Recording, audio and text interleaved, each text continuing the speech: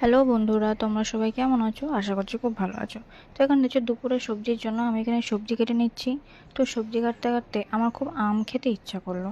তো যাই হোক, আমি একটা আম কেটে নিয়ে ওটাকে লবণ আর লঙ্কার গুঁড়ো দিয়ে ভালো করে মাখিয়ে নিয়ে খাওয়ার জন্য তৈরি করলাম। তো আমার আম খেতে খুবই ভালো লাগে। তোমাদের কাদের কাদের ভালো লাগে অবশ্যই আমাকে কমেন্টে বলো। তো যাই হোক, এখানে আমটা মাখিয়ে নিচ্ছি, দেখো কতটা সুন্দর করে। লঙ্কা গুঁড়োর পরিমাণটা একটু বেশি হয়ে গেছে। তো যাই হোক, আমি এখানে সবাইকে জিজ্ঞেস করলাম কেউ খাবে কি না, তো সবাই বললো না, খাবে না। তো যাই হোক, আমি এখানে একাই খেয়ে নিচ্ছি।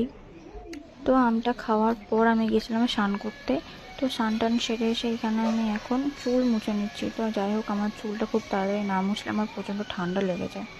তো যাই হোক, আমি দেখলাম যে মা কি রান্না করছে। মা দেখছি এখানে উনানে রান্না করছে আজকে।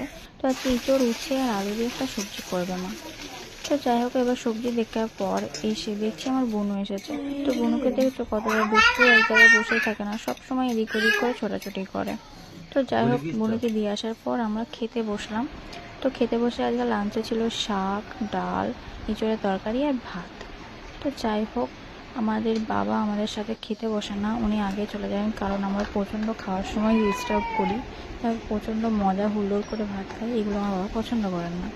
তো যাই হোক, খাওয়া দাওয়ার পর আমরা সবাই রুমে চলে এলাম। আজকে ভিডিওটা কেমন লাগলো অবশ্যই জানিও। Bye bye.